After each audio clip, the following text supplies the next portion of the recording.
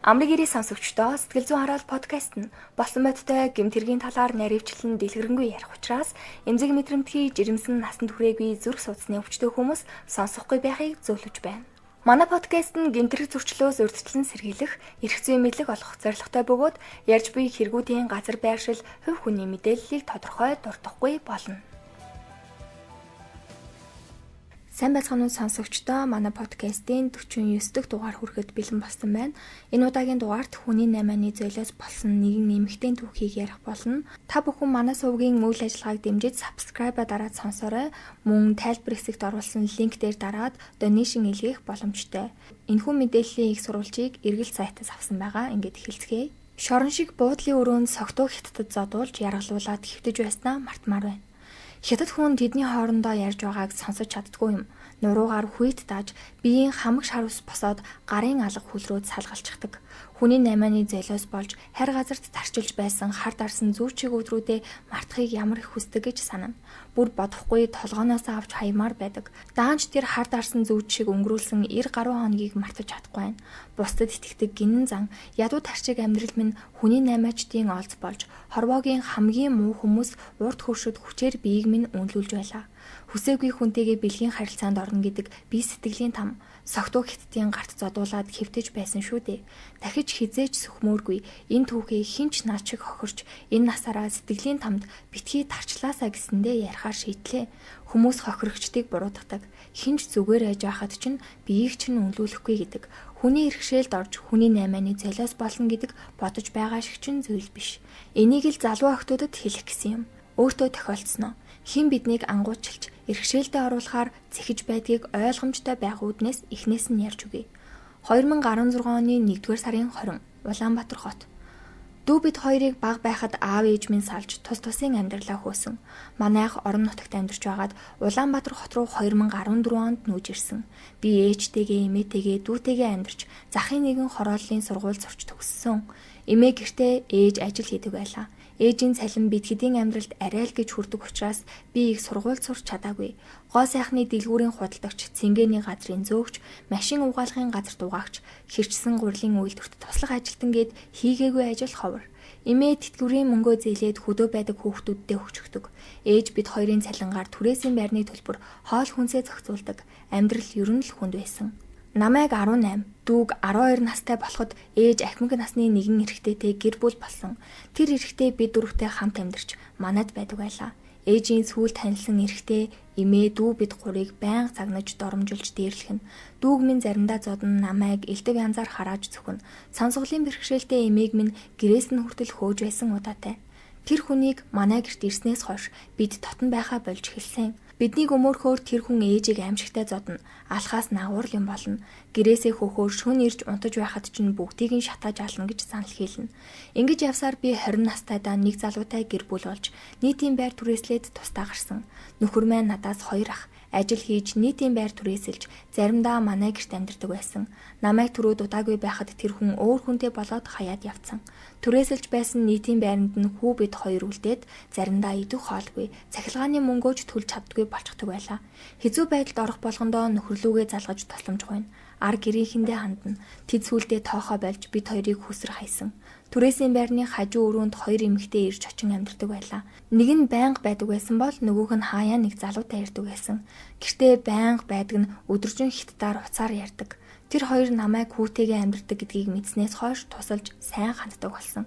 Тэгээд л би ийм мухай хэргийн золиос болчихсон юм. 2018 оны 7 дугаар сар Улаанбаатар хот Баянзүрх Сонгон хайрхан дүрэг.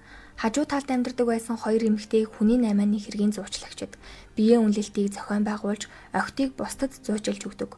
Үүнийг нь би хэдэн сарын дараа мэдсэн. Хүүхдэд маань сайн хандаж хоол хүнс төхүүлж мөнгөөр тэтгэдэг байлаа. Хүүхдийг минь харах хүн байхгүй учраас би ажил хийдэггүй. Ээж имээр үгээ очих гэхээр жижиг нийтийн байранд нь багтахгүй. Өнөөх хэрэгтэй нь хүү бид хоёрыг ад үзээд оруулахгүй. Хүү бид хоёрыг гихүн олтгоо болсон. Хөрш хоёрын нэг нь хүүхдээ манай агчид харуулчих.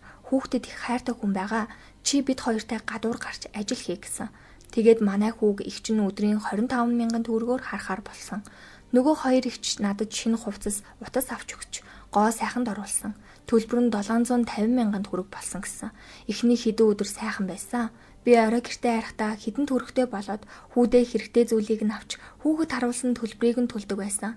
Ингэж явсаар 10 гаруй хоногийн дараа хоёр эмэгтэй нэг нь чиний хэд хоногийн хэрэгэлсэн мөнгө 2 сая гаруй төгрөг боллоо. Ойрын үед орлого муутай нааш цаашд хүргэж хүн олдохгүй байна. Чи хэд хоног хэрэгэлсэн мөнгөө маргааш гэхэд өг. Хэрв олж өгч чадахгүй бол хүүхдийг чинь өгөхгүй. Заллин хийсэн гэж цагдаа тандна.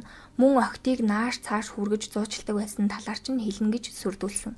Ажил гэж тэр хоёрын машин суугаад хідэн охиныг нааша цаашаа хүргэж өгөөд л болоо. Цахим уудаст санхүү аавна гэж зар оруулдаг байсан. Тэгээд зарын дагуу охтыг хүргэж өгдөг. Ингэж л би тэднийг биеэ үнэлэлт зохион байгуулдаг гэдгийг баттай мэдэж авсан. Тэдний орогнож охтыг байлгадаг газар нь Баянзүрх Сүхбаатар дүүргэх гэр хорооллын дундах нийтийн байр. Өрөө төлж чадахгүй цагдаад баригдаж хүүтэйгээ уулзаж чадахгүй гэж айсандаа биеэ үнэлсэн.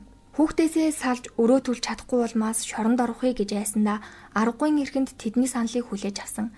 Надад дахиж шинэ хувцас авч өгөөд Сүхбаатар дүүргийн нутаг дэвсгэрт байрлах нэгэн буудалд хүргэж өгсөн. Намайг буулгахдаа нэг хүнтэй тохирсон байгаа. Чи гарахтаа 120,000 төгрөг аваад ирээрэй. 30%-ийг нь бид хоёр авч үлдсэнийг нь чи аваарай. Мөнгөтэй болохоор өрөө дарж дуусгаарай гэсэн. Анх маш хэцүү байсан.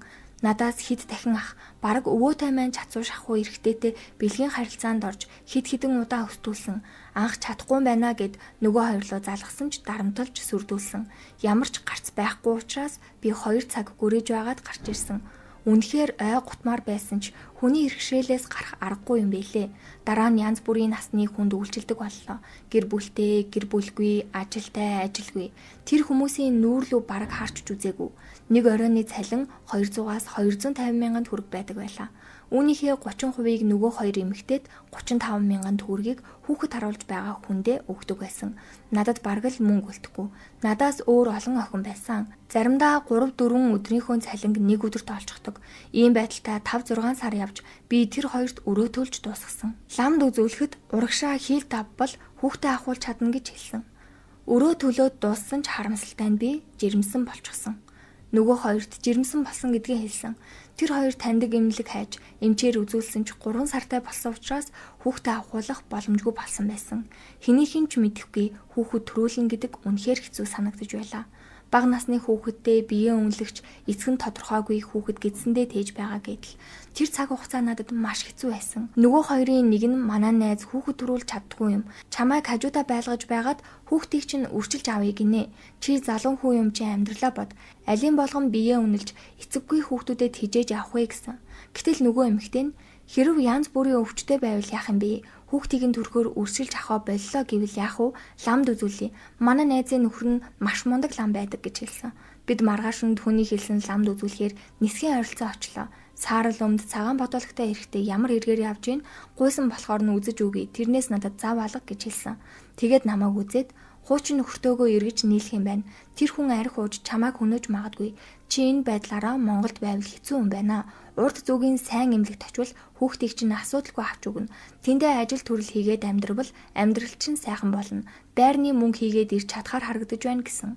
Ирээн рүү худалдагдсан нь 2019 оны 10 дугаар сар Бүгд найрамдах Хятад ард улсын Ирээн хот нэр бүхий зочид буудал. Тэр хоёр ламын хийлснээр намайг Ирээнд очиж хүүхдээ авахуулаад ажил төрөл хийгэж хатгсан.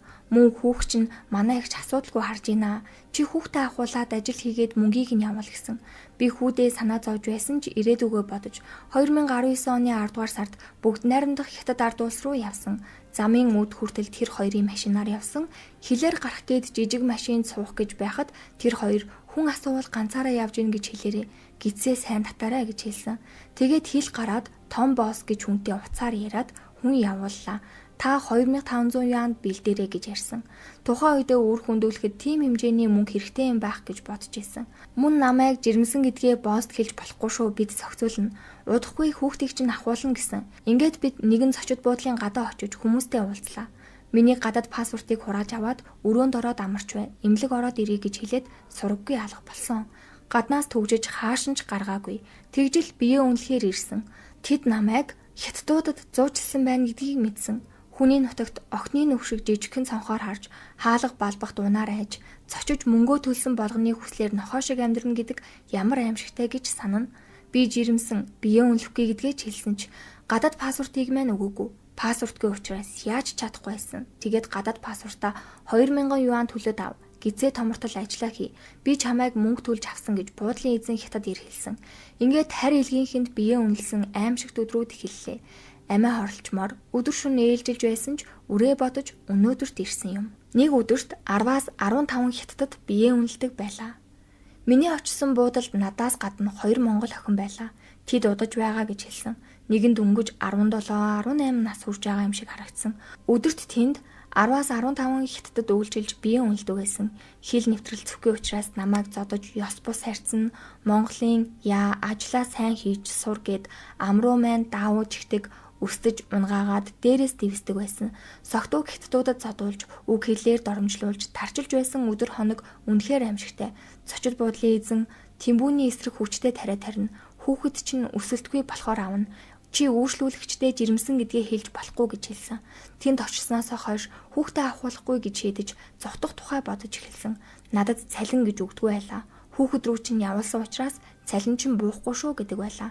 Тэр буудлын цонх төмөр сараалжин хаалттай, байнгын харуул хамгаалалттай. Надад зугтах ямар ч боломж байгаагүй. Хэрв зугтах үйлдэл хийвэл алуулна. Өмнө нь хамт байсан 2 охины нэг нь оргох гэж байгаад баригдаж хэвтэрт ортлоо зодуулсан. Тэгээд биднийг битгий яруулзаад бай. Инээ гэд алгадна. Мөн цагдаа ирэх юм бол юу гэж хэлхээ мэдэж байгаа үсттэй. Ард чинь хүн байгаа юу гэвэл байхгүй гэж хэл гэж байнга хэлдэг байсан. Бидэнд хоол унд баг өгч буудлын цэвэрлэгээ хийлгэж оройн биеийг маань үнэлүүлдэг байлаа. Зойрын давхрын өрөөнд унтаж өглөөрт басна. Тэр буудалд эрэгтэйчүүдээс гадна монголчууд замын хүмүүс ордог учраас биднийг байнга хянаж хүмүүстэй харьцуулдаггүй. Биднээс гадна ирээний буудалд маш олон эмэгтэй байдгийн байлээ. Зарим нь амар хэлбэр аргаар мөнгө олох гээд өөртөө ирнэ. Зарим нь наачиг хууртагтаад очичихсан. Биеийг нь үнэлүүлж байгаа охтын олонх нь 16-аас 18 настай. Тэд бүгд сүлжээтэй. Монголоос зуучилж өгдөг хүнтэй, хилээр гарах, угтаж авах эзэнтэй. Захиалгыг нь биелүүлээд буюу биднийг хүргэж өгөөд монголчууд цалин авдаг. Тэмбүүтэй хүүхэд төрүүлжээ. 2020 оны 1-р сар Монгол улс Улаанбаатар хот. Тэнд очиод 3 сар орчмын дараа нэг монгол эрэгтэй ирсэн. Би тэр хүнтэй хулгаагаар харилцаж үнэн учраа хэллээ. Миний байдлыг ойлгосон залуу буудлын эзэнд 1000 юан төлж гадаад пассвортыг маань авч өгсөн. Мөн тэр залуу хятад хэлтэй учраас биеэ үнэлэлт зохион байгуулж огтыг хүчрхийлж байсныг чинь цагдаагийн байгууллагад хэлнэ гэж тэдэнд хэлсэн юм бэлээ. Тэгээд биднийг буудлаас гаргасан. Нөгөө залуу намайг хилээр гаргаж замын үүдээс унаан цуулгаж өгөөд явсан.